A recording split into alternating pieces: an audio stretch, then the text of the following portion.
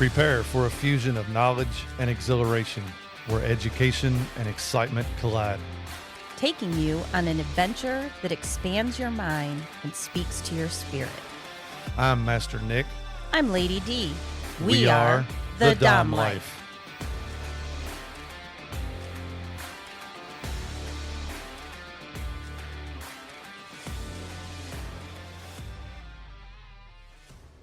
This podcast contains sexually explicit topics and adult content. It is intended for listeners 18 and older. The opinions expressed in this podcast are ours alone, based on our personal thoughts, feelings, and experiences. We understand that others may have different opinions and experiences, and we respect that. We would love to hear from you. You can reach out to us at www.thedomlife.com. So, praise. Okay, yeah, let's talk about praise. This is where you get the physical, emotional, and psychological responses you want by using praise, right? Yes. So, good girl. That's a big one. That's a big one. And when we started talking about this segment, when we were like talking about all the different things, I was like, hearing good girl from you is great, but it doesn't produce this kind of a response. Correct, it does not. For me. And the reason why is because we didn't develop this in our relationship. Mm-hmm. You are not a big speaker. I'm not. I choose silence over words majority of the time. I let my actions speak for me. You do. And the reason you don't get the response of me saying good girl is because I feel uncomfortable as hell saying it. It sounds weird. It does. When you say it. Now, not all the time.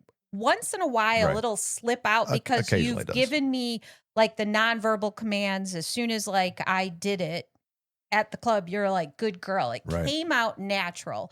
But most of the time, it sounds it's uncomfortable. forced It for is very you. uncomfortable, which is it's one of my weak points. Right. It's one of my parts that I want to develop. I want to get better at. And it ties along to the mental domination that I'm intrigued by. I love the fact of mental domination, but I don't know where to start. I'm uncomfortable with it. I've got a lot to learn. So I feel that this ties into a lot of that. Physical domination is Yes. it's kind of your wheelhouse. You're really comfortable with teaching and implements and tying and stuff like that. But when it comes further into even words, like you said, I mean, we could sit a whole night and not talk other than a couple of words, and you're completely content. Yeah. I'll be over there stewing because I have all these words that I'm not using, and you're just completely oblivious to it because you're happy not talking. Well, I mean, I've been at work. I've instructed my people at work, this is what we got to get done. I've been to meetings. Well, I've talked about what's going on at work.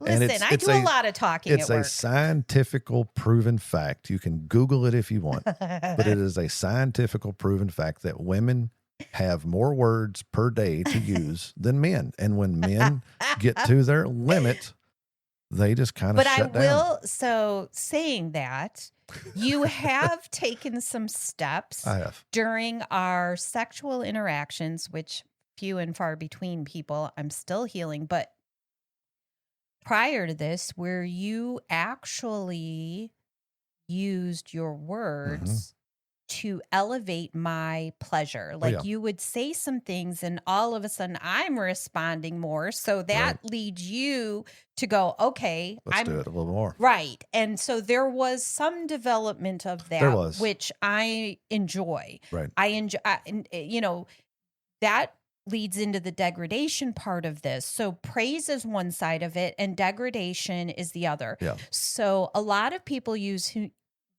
in humiliation and degradation are two different things.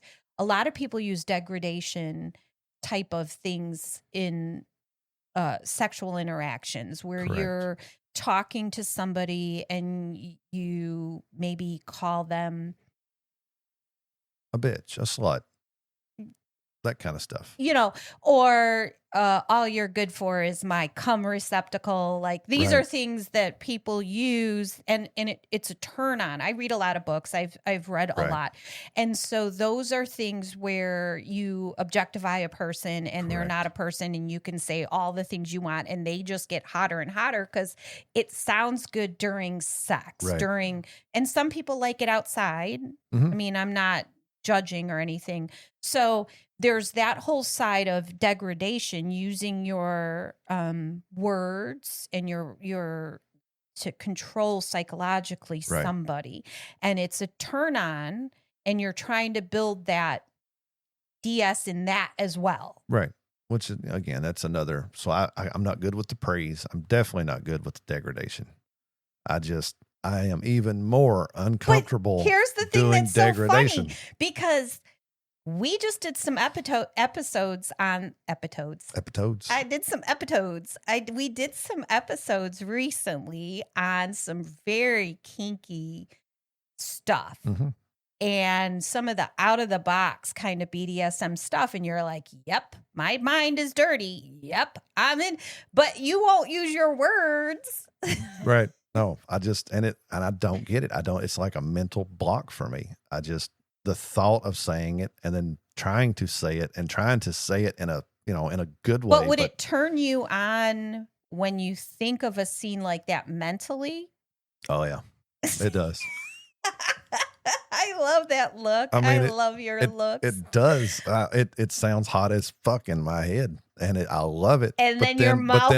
But then when it comes to it, I'm just I can't do it. I can't say it. At some point you will be able to, if we decide that we want to work on that. And it's like you and I are confident and secure enough in our relationship that we could develop some of that. Right. Or if a third party needs it, I'm sure, it's harder.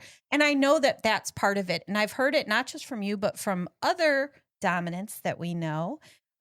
Once you're married and living with somebody, it's a little bit harder. And you think of it just because men are trained from the time they're little, they're trained a certain way. And so it's harder. Yeah. If you're an outside person with another individual, then you're able to let loose a little bit more because you're not worried about divorce, angering your spouse who lives with you and might, do a bob it on you. It would be, you would be amazed at what I could do, especially on the degradation side. If this was somebody that I would never see again in my life,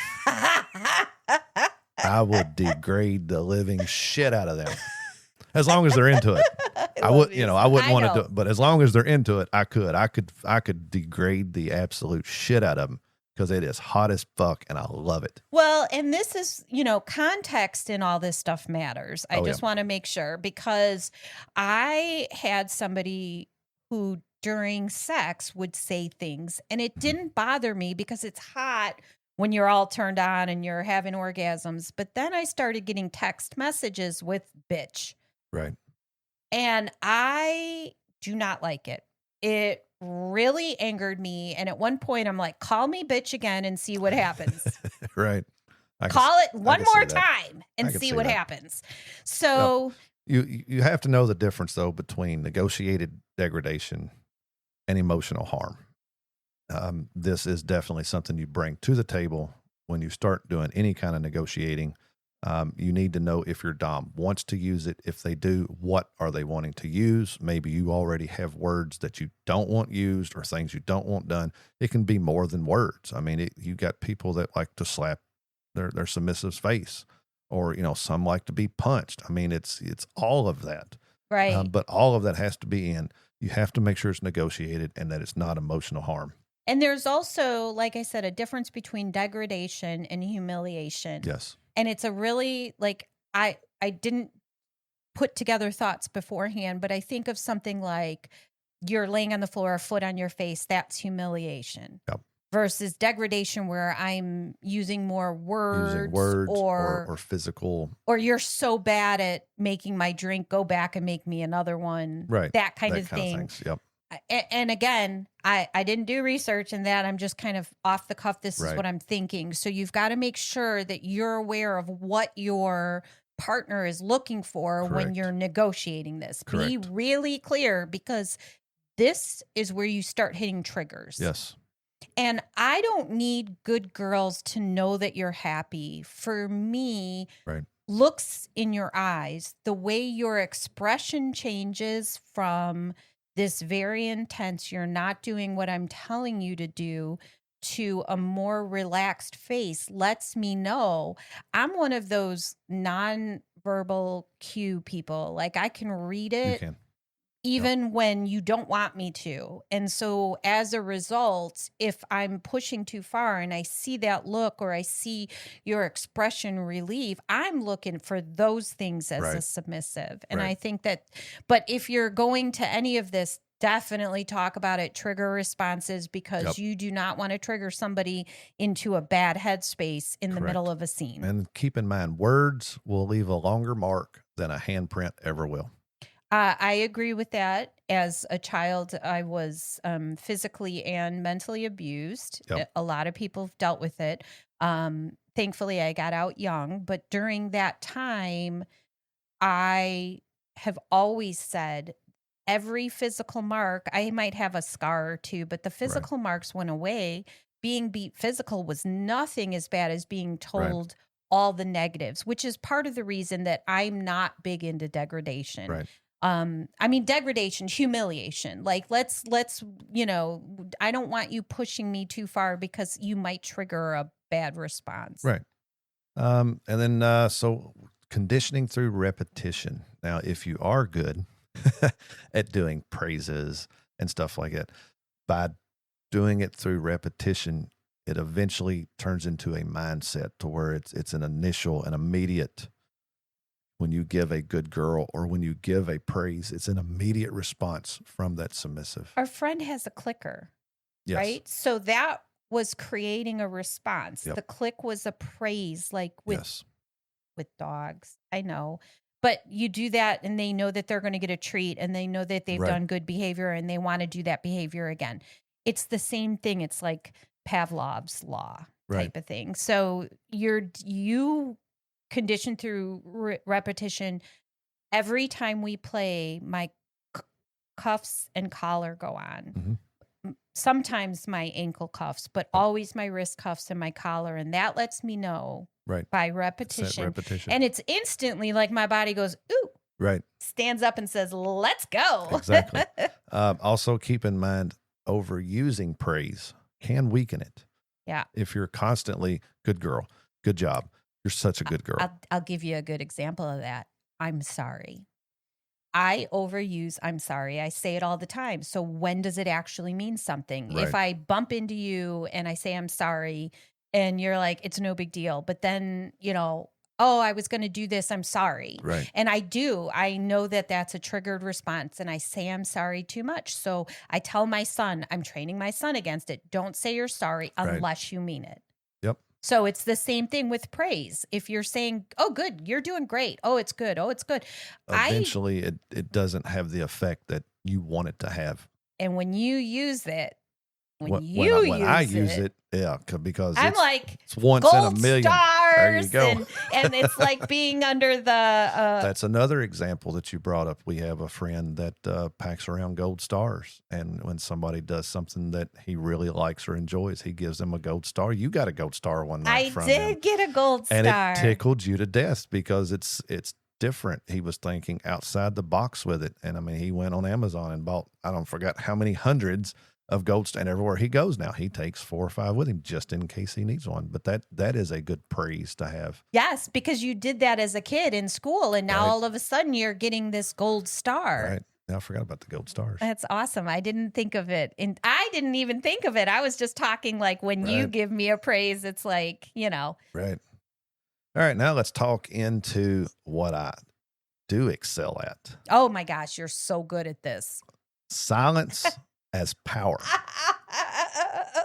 Silence is golden for you. That's where I excel. It's your wheelhouse. That's my wheelhouse right there. People are uncomfortable in silence, and a Dom can use this to their advantage to make a command stick, to get a submissive to admit to guilt, and to show strength. What? the dominance of eye contact without speech. And again, we were just talking how you just look at me. Yep. And I know you don't talk to me. And I'm like, oop, better start stripping before I get it punishment. Right. So you definitely excel at this. Yep. The tension that's created by withholding instruction, anticipation during a scene where I'm waiting for the instructions, just like I use the floggers. I guess that's you waiting for instructions while I use the floggers with pauses. Yep. So you can do it as well with words and commands, the same way that you can use it with implements. Yeah, like you'll take the implement and you will pretend like you're going to strike, and I feel a little bit of air and I tense up, and then as soon as I start relaxing, you hit me. Right. And it's just a psychological like pause. So you do that with commands as well, where I would like you to, and then you wait. Just and pause. I'm just listening. Yep. And I'm waiting. And I'm waiting. Yep. And then when you tell me, I'm ready to do it in an instance because I've been waiting to hear what it is you want me to do. And the same thing goes to scenes. I know we talked about this before, but repetition during scenes, having the same patterns, having to do, chaining up your submissive to a cross, and then just stepping to the side and having a drink or scrolling through your phone. Oh, it would make me crazy. That does the same effect as silence with words. Right. Silence is as confidence. So I'm not a big wordy guy. I don't talk a lot. So for me, I'm more confident when doing with silence. Yes. And the thing is, a lot of people aren't. Right. So for me, when there's a long silent anything, I want to fill it with words. Right. And so this makes a big deal because you come across as much more confident, secure, stable, situated than if you're always trying to fill the space with words. Correct. And I think you do a good job with that. Yep. And it's always good, especially during scenes. I mean, talking is good. Giving commands during a scene is good. But if you are, like you said, filling the silence with words, it's a distraction. Yes. It takes the submissive out of their mindset. Now they're second guessing, what kind of dom do I have here? They're not feeling very confident. They're not feeling very trustworthy. They're not. So yes, use silence when needed. Right. But it also makes pulls a big impact. It pulls you out of subspace if all you're doing is asking me questions. I can't sink deep enough where I need to be. Right. And for punishments, silence is huge. Silence is huge for a punishment. If your submissive does something wrong, set them down, tell them what they done wrong. And here is your punishment. It's and also then you a just way make them sit and think. They will already be punishing themselves before you even come up with a punishment to give them, leaving them in silence. But it can also be unhealthy. It can be.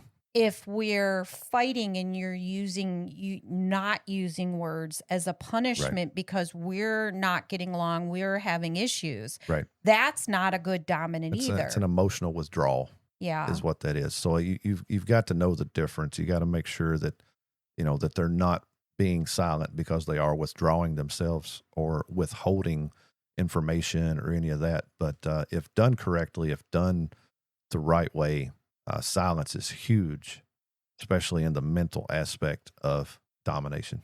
Yeah. Yep. See, you know it all. Let's just implement, not silence. Words. You just told me I know it all in the category of silence. So you know it all in the category of silence. Let's go with you're very good at it though. I am damn good with the silence. But and not like punishment silence, but actually when to pause, when to stare, when to look at me without using words to make your command stick. And I'm more comfortable in that state. That's where I excel, because I'm more comfortable there. And I have worked on my emotional stability and knowing when and where and how, and that is my wheelhouse. Well, we're gonna work on some words. That's gonna be next. Maybe. All right. There are words that collapse authority, right? So there are words that collapse authority. So I consider you an authority. You're my dom, which means I'm letting you have authority over me. Yep. And there are words that can collapse that whole house of cards that we live in, because that's what it is. Yep. It's, all it takes is a hefty push, and you could go from a good DS relationship into a bad one. Yep. It would not be a good thing to, if you're the dom and you're dominating, you're submissive, and then just out of the blue, you go, is that okay?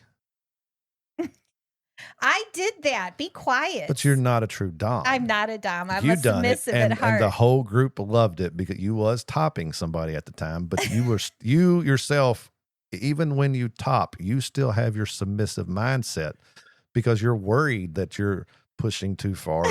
So yes, we made fun of you so much for that. But in the true aspect of it, you enjoy topping people and using the implements and doing that kind of stuff, but you never get into the full dom mind space. So that's where that "is that okay" come from. You guys are terrible. They were so mean to me. Is that okay? Because I was using a new implement and I hit them really hard with it. Seeking reassurance mid-command will absolutely collapse authority.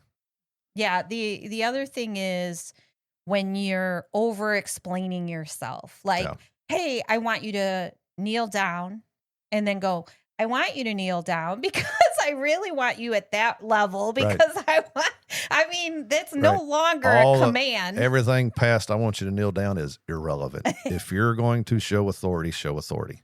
Right. Don't explain yourself. Don't tell I'm very good at explaining myself too. This is my submissive wheelhouse here. If you want me to I explain things. Right. To the point where his eyes cross. No. How about if I say, come here? Sorry if that was a little harsh.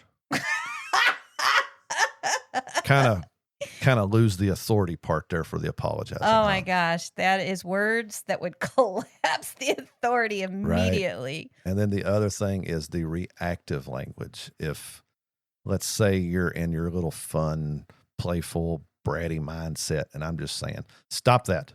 Don't do that. Would you stop? Don't do that. Hold on now. You sound like a mother. Yeah. So in those instances, it is a, you're done. Or did you see that? That was the whole look, the expression, the whole thing. He just did it. Could be if you're watching this on YouTube, rewind that. That's the look I get. I'm going to have to rewind it and watch that. But it could also be a "one more time." Ooh, that's good. So that's taking the reactiveness away from it, and you're giving that command. It's not causing the authority to leave.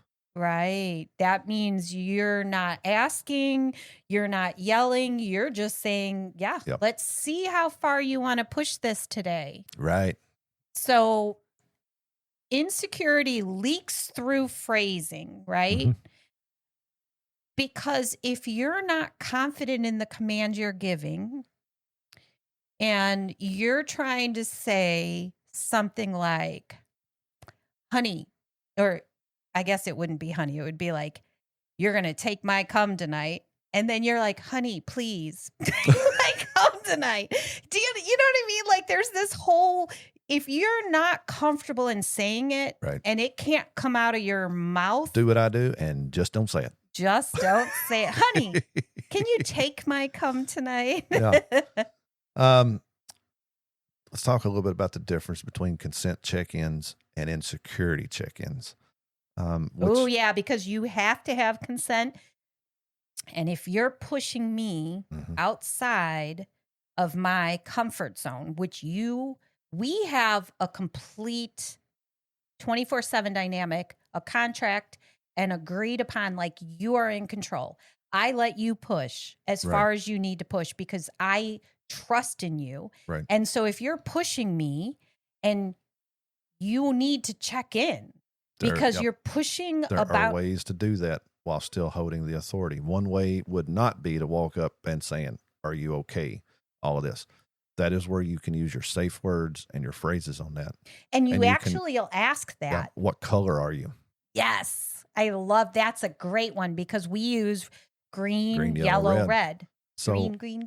To keep the submissive from coming completely out of the mindset that they're in or any subspace they're in, walking up going, are you okay? Now you are requiring them to think of an answer on how they're feeling and all that. But if you just ask them to give you a color, something that is already instilled in them, it shouldn't take them out of that mindset. Man, that is a perfect example. Another is I would say that if you came up and you pushed yourself against my body and in my ear said something like, how hot are you now? You know what I mean? Like right. You're letting me know that you want me to be turned on and not, right. Right. And not worried. And another to add to that would just be for me to place my hand between your legs. Oh, well, yeah. And then ask that question. Dang. Now, you missed one key point right there that could make it or break it. I'm just kidding. That's because you're the dom and I am the submissive. Yay. Yeah. I'm so lucky. Fear-based language can erode power. While being a dom, while being in a DS, you don't want to instill fear. If you are trying to instill fear into your submissive, you're not gaining power by it. No. You are actually losing more power. That is causing the submissive to take back any power that they may have given you. Right, because I don't trust you. It's not given to you now. Now you're taking it. Right. You're being aggressive or, you're using your strength over me. Right. To take what I would have given to you freely. Yep. If you didn't behave like an idiot. Very well said.